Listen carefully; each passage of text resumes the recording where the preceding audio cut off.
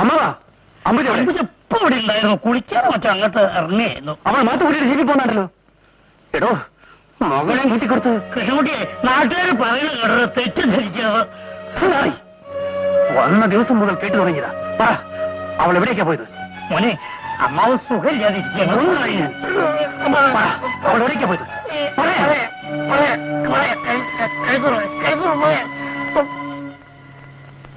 അദ്ദേഹം തിരക്കും. നിന്റെ അദ്ദേഹം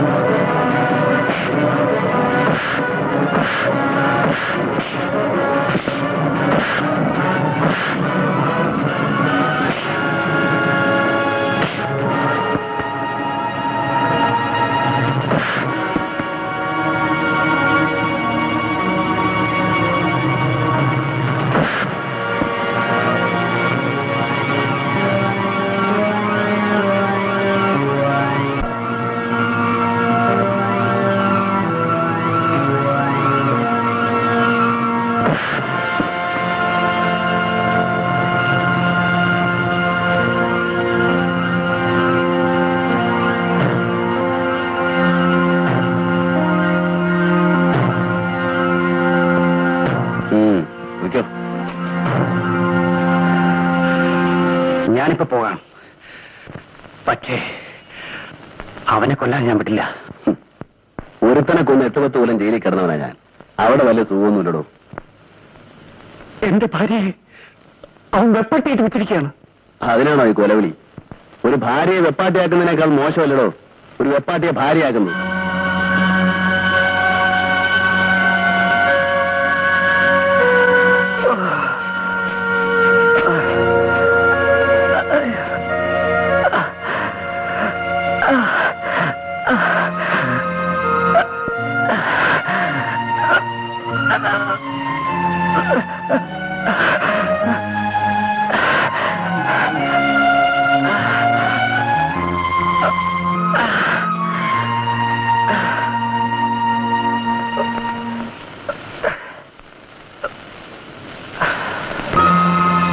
എന്ത് പറ്റി?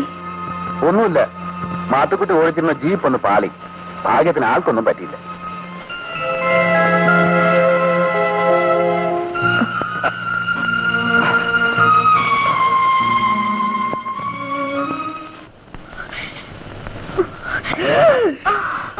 നീ എന്ത് കളി ആനടി പിന്നെ കളിക്കുന്നു? അവിടെ വാതിലടച്ചോ നിങ്ങള്? എല്ലാം അടച്ചു എന്റെ അമ്മുക്കുട്ടിയെ. പക്ഷേ അതുകൊണ്ടൊന്നും വലിയ കാര്യമില്ല. അവന്റെ കയ്യിൽ വല്ല വാളോ തോക്കോ. അയ്യോ, നിങ്ങൾ അങ്ങനൊന്നും പറയരുതേ. എന്റെ അമ്മയെ ഭഗവതി തൃക്കട്ടൂർ അമ്മയെ അവൻ ഇങ്ങോട്ട് വരെ മനസ്സ് തോന്നിക്കല്ലേ അമ്മേ.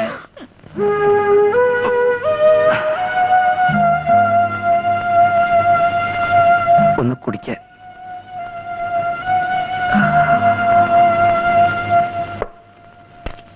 വിസ്കി വേണ്ട, ഒരു ഗ്ലാസ് വെള്ളം.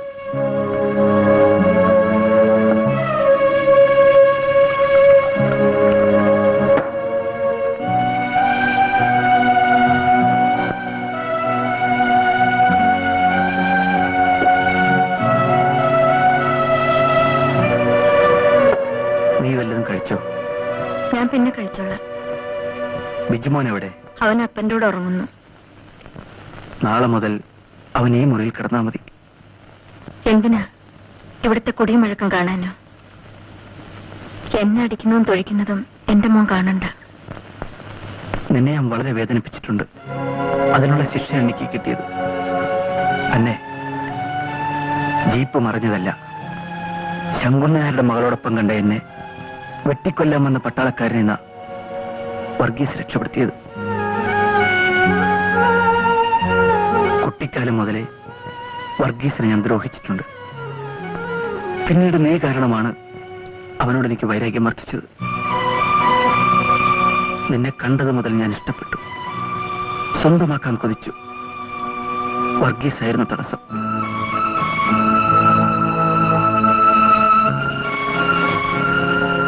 ഒടുവിൽ നിന്നെ കെട്ടിക്കൊണ്ടുവന്നിട്ടും മനസ്സാലെ നീ ഒരിക്കലും എനിക്ക് വഴങ്ങിയിട്ടില്ലെന്ന് തോന്നി. നിന്നോടുള്ള പക വീട്ടാനാണ് അമ്പജം തൊട്ട് പല വെപ്പാട്ടുകളെയും തേടി ഞാൻ പോയത്. ഇതൊക്കെ ഇപ്പോഴും എന്നോട് എന്തിനാ പറയുന്നത്?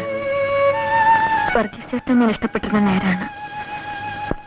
എന്ന് മാത്തുക്കുട്ടി എന്റെ കഴുത്തിൽ മിന്നു കിട്ടിയോ അന്നു മുതൽ എനിക്കെല്ലാം നിങ്ങളായിരുന്നു. മാത്തുക്കുട്ടിയത് മനസ്സിലാക്കിയില്ല. പിന്നെയും എന്നെ എന്തിനു ദ്രോഹിക്കുന്നു, എന്നെ എന്തിനു വേദനിപ്പിക്കുന്നു? അന്നെ എല്ലാം എന്റെ തെറ്റാണ്. ഇനി ഒരിക്കലും എന്നെ ഞാൻ വേദനിപ്പിക്കില്ല, ഒരിക്കലും.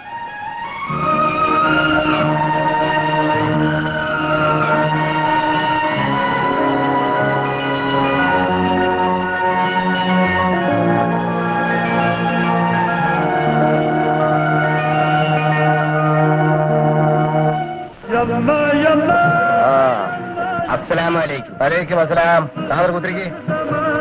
നമ്മൾ ഇവിടെ ഇരുന്നോളാം. ഞമ്മളെ വിളിച്ച ഔത്തുള്ള കുളമ്പിക്കൽ നിർത്താൻ പറ. സുലൈമാനെ ബാപ്പ നിർത്താൻ പറയൂ, ചെവി തുടങ്ങിയാ കിട്ടും. കാതറേ, ആന മുക്കണത് കണ്ടിട്ട് മുയല് മുക്കിയാൽ എന്താവുന്നറിയ എനക്ക് മൂലം പൊട്ടിപ്പോവും. അതൊരു പോയത്തും ഭർത്താനോണ് ആചാരെ. ആനയായാലും മുയലായാലും അവരവരുടെ ശക്തിക്കൊത്തല്ലേ മുക്കുക, അപ്പൊ പൊട്ടൂല.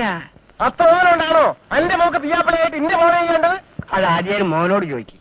ഞാൻ എന്റെ മോക്ക് പുയ്യാപ്പിള തേടി ഇവിടെ വന്നിട്ടില്ല. മോനടങ്ങിയ പശുവിന് കൂട്ടിനെ തേടും പോലെ മോനെ കയറുകി വിടല്ലേ നമുക്ക് ഈ ചെയ്ത്? അതേ പേരിൽ ഞാൻ നിങ്ങളെ മടക്കി വിളിക്കൂല. നിങ്ങളൊരു ആചാരായിപ്പോയി. കട്ടട്ടും കണ്ടവന്റെ പിടിച്ചു പറിച്ചും ഞാൻ ജീവിച്ചിട്ടില്ല. രാപകലും നയിച്ചാണ് ഞാൻ എന്റെ മോളെ പോറ്റിയത്. ചാലക്കാണ്ട് ഇറങ്ങിപ്പോടാ ബാപ്പ. മോനെ സുലൈമാനെ, ഇനിയും ഞങ്ങളെ മാനം കെടുത്തരുത്. കാതർക്ക, അല്ലടാ എന്റെ അമ്മോസരിക്ക ഓരോത്ത് എന്താ നിങ്ങൾ ഈ കാണിക്കണത്? ഓന്റെ ഒരു മോഹബത്ത് മേലെ ആ ചുവത്തി പെണ്ണെ കണ്ടു പറഞ്ഞാല് അറുത്ത് കളിഞ്ഞ. അതാ നല്ലത്. മോനെ, നീയെങ്കിലും ഒന്ന് അടങ്ങ്. ഇല്ലമ്മ, ഞാൻ കാരണമാണ് ആ പാവം മനുഷ്യനോട് വിളിച്ചു വരുത്തി മാനം കെടുത്തി വിട്ടത്. എന്റെ ബാപ്പായ്ക്ക് തടിക്കച്ചവടം അറിയൂ. മനുഷ്യനെ അങ്ങനെ കണക്കാക്കിയിട്ടുള്ളൂ. അളന്നും മുറിച്ചും കച്ചവടാക്കാൻ ഞാനത് നിൽക്കില്ല. എടാ എന്റെ ബാപ്പ കുഞ്ഞമുട്ടിയാണെങ്കിൽ ഞാനിത് നടത്തിക്കടാ. ആ ബാപ്പാന്റെ മോനാണ് ഞാനെങ്കിൽ നിങ്ങൾ ഇപ്പൊ ഇവിടെ നാട്ടിറക്കി ആ ഖാദർക്കിന്റെ മോളെ ഞാൻ കെട്ടു. എടാ നീ അത്തേക്കാ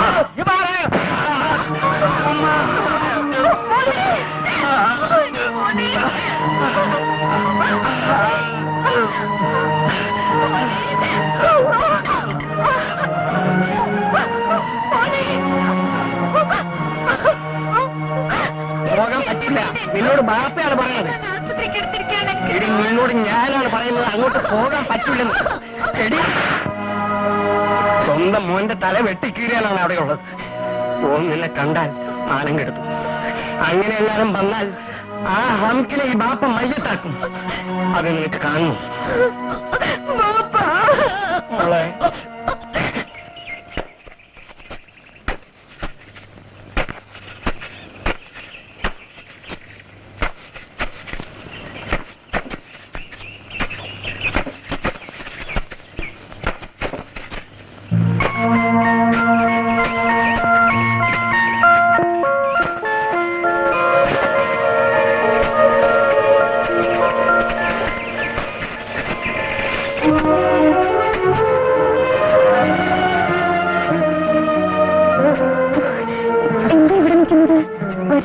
വേണ്ട സാവിത്രി, ഞങ്ങൾക്ക് നിന്നെ കാണുക വേണ്ടു. ഉണ്ണേട്ടൻ ഇവിടെ ഉണ്ട്. കണ്ടു. നിന്റെ കാര്യം ഓർത്ത് അമ്മയ്ക്ക് വിഷമം. എന്നും കരയും. എനിക്കിവിടെ സുഖമാണ് നമ്മയോട് പറയുകയെടുത്തി. നിങ്ങളെയൊക്കെ വിട്ടിട്ട് പോകുന്നതിലേ വിഷമമുള്ളൂ. കരയരുത് സാവിത്രി. എല്ലാ ഭാഗ്യവും ഒരാൾക്ക് ഒന്നിച്ച് കിട്ടില്ലല്ലോ. അച്ഛനിപ്പോഴും എന്നെ ശപിക്കാവല്ലേ? അതോർത്ത് നീ വിഷമിക്കണ്ട. അച്ഛനൊരു ഭാരം ഒഴിഞ്ഞൊന്ന് കൂട്ടിയാൽ മതി. ഇപ്പോ ഞങ്ങൾ അമ്പലത്തിലേക്ക് പോലും വിടില്ല. ഇങ്ങോട്ട് ഒളിച്ചാ പോകുന്നത്. അച്ഛൻ അന്വേഷിക്കുന്നതിന് മുമ്പേ വീട്ടിലെത്തണം. പോട്ടെ സാവിത്രി, പോട്ടെ.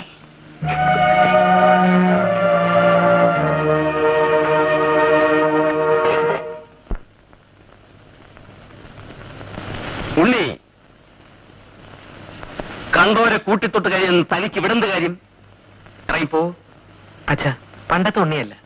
കഷ്ടപ്പെട്ട് അധ്വാനിച്ചതിന് കിട്ടിയ പ്രതിഫലവുമാണ് ഞാൻ ഇങ്ങോട്ട് വന്നത്. ഈ നെല്ലിവിടെ തരാൻ. ഇതെവിടുന്ന് കിട്ടിയെന്ന് എനിക്കറിയാം. ആ നസ്രാണിയുടെ നെല്ലിവിടെ വേണ്ട. എടുത്തോണ്ട് പോ. എന്നെ കൊണ്ട് ഇത് മടക്കി കൊണ്ടുപോകാനാവില്ല. എന്നെ അനുസരിക്കാൻ നിനക്ക് നല്ലത്. കുളപ്പുരയും പൂമുഖപ്പടിയും ബലിക്കൽപ്പുരയും അല്ലെങ്കിലും ഇതൊരില്ല. പട്ടിണിയാണെങ്കിലും ഇന്നും ബ്രഹ്മണ്യം വിടാത്ത ഒരു നമ്പൂരിയാ ഞാൻ. ഈ അശുദ്ധി ഇവിടെ വച്ചുണ്ണില്ല. എടുത്തോണ്ട് പോ. അച്ഛൻ പറയുന്ന ബ്രഹ്മണ്യത്തിൽ കീഴ് ജാതിക്കാരൻ നട്ടുണ്ടാക്കിയത് നമ്പൂതിരി വെച്ചുണ്ടിട്ടുള്ളൂ. ഐറ്റം നോക്കാതെ കീഴ് ജാതിക്കാരെ അവൻ സമ്മതം ചെയ്തിട്ടുള്ളൂ. അതിനും ശുദ്ധമാണ് അച്ഛാ ഈ നെല്ല്. അച്ഛനിത് വേണ്ടെങ്കിൽ എന്റെ അമ്മയും പെങ്ങന്മാരും ഉണ്ട്. അവർക്കിത് വേണം. ഉണ്ണി, അവരെ പട്ടം കിട്ടുകൊള്ളാൻ ഞാൻ സമ്മതിക്കില്ല. അത്രയ്ക്കായോ നീ? അച്ഛാ, അരുത്. എന്റെ ഈശ്വര, ഒരു സമാധാനം ഇല്ലല്ലോ. സരസ്വതി, ശ്രീദേവി, നിങ്ങളെ ആര് വിളിച്ചൂടെ? പോവിൻ. അച്ഛന്റെ ദുർവാശയിൽ ഇനിയും ഞങ്ങളെ ഹോമിക്കരുത്. സരസ്വതി, എന്റെ അനിയത്തെ പിടിച്ചിറക്കി വിട്ടപ്പോൾ നോക്കി നിന്നവളാണ് ഞാൻ. അതുപോലെ എന്റെ അനിയനെയും പുറത്താക്കാൻ ഞാൻ സമ്മതിക്കില്ല. അകത്ത് പോ. അതാ നിനക്ക് നല്ലത്. ഇതുവരെ എല്ലാം സഹിച്ച് അകത്തിരുന്നവളാണ് ഞാൻ. മടുത്തു. ഓ, ഒരുത്തിയെ പടികറച്ച് പിണ്ണം വെച്ചവനാ ഞാൻ. അവളെ പോലെ നിനക്ക് മോഹം ഉണ്ടെങ്കിൽ ആവാ. മോഹമില്ലാഞ്ഞിട്ടല്ല, എന്റെ അനിയത്തിയുടെ ധൈര്യമാണ് എനിക്കില്ലാത്തത്. നീ ഭേഷായി സംസാരിക്കുന്നു. ഉണ്ണാതെ ഉടുക്കാതെ ഈ വീട്ടിനകത്ത് പുസ്തകം വായിച്ചിരിക്കാനല്ലേ എനിക്ക് വിധിച്ചത്. വിദ്യയുടെ ദേവിയാണ് സരസ്വതി. എന്തിനാ പേര് എനിക്കിട്ടു? നിന്റെ അച്ഛനെ നിന്ദിക്കാൻ ജീവിതം മുഴുവൻ ഉമിത്തിയിൽ വെന്തരിഞ്ഞാലും നിനക്ക് ഈ പാവം തീരില്ല.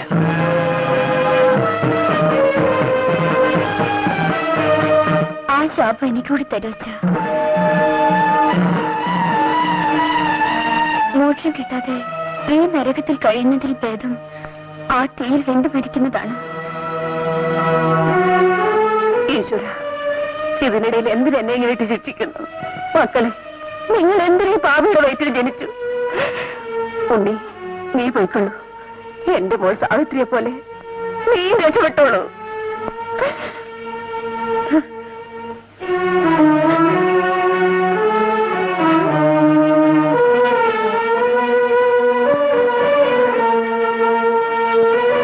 അച്ഛാ, ഇത് നോക്കൂ. ഗർഭം കൊണ്ട് പവിത്രം കെട്ടി അയച്ച പാടൽ തൂമ്പായെടുത്ത് കിളച്ച തഴമ്പാണിത്. അതിന്റെ ബലം ഈ കാൽക്കൽ നേദിക്കാനാണ് ഞാൻ ഇങ്ങോട്ട് കൊണ്ടുപോകുന്നത്. വേദാധ്യയനത്തിന് അയക്കുമ്പോൾ എന്നെ ആശീർവദിച്ച അതേ കൈകൾ കൊണ്ട് എന്നെ ഒരിക്കൽ കൂടി അനുഗ്രഹിക്കും അച്ഛൻ.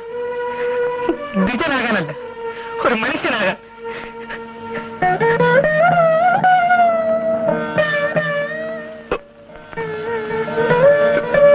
മോനെ, ഉള്ളി.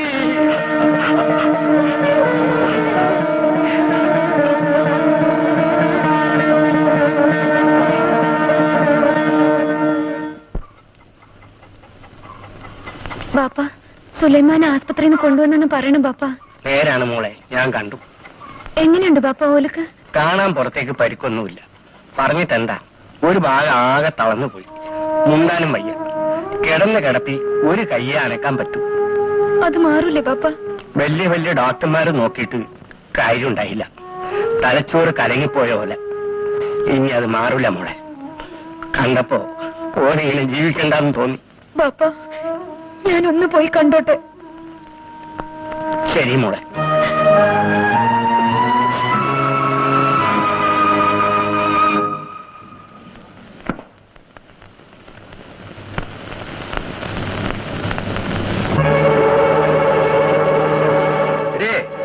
നീ എന്തിനാ അങ്ങോട്ട് വന്നത്? ഒരു സൂക്കടുകാരനെ കാണാനാ. ഒരു ഭാഗം കൊയഞ്ഞ് മുണ്ടാൻ പാടില്ലാണ്ടാക്കിയിട്ട് നിങ്ങളിവിടെ ഒരാളെ കിടത്തിയിട്ടില്ലേ, അയാളെ കാണാനാ. വേണ്ട. ഇല്ല ഹാജിയാരെ, എന്നെ കൊന്നാലും ശരി, ഞാൻ കണ്ടിട്ടേ പോകൂ. നീ കണ്ടേ പോവും. എന്താ നീ പറഞ്ഞേ? മോളെ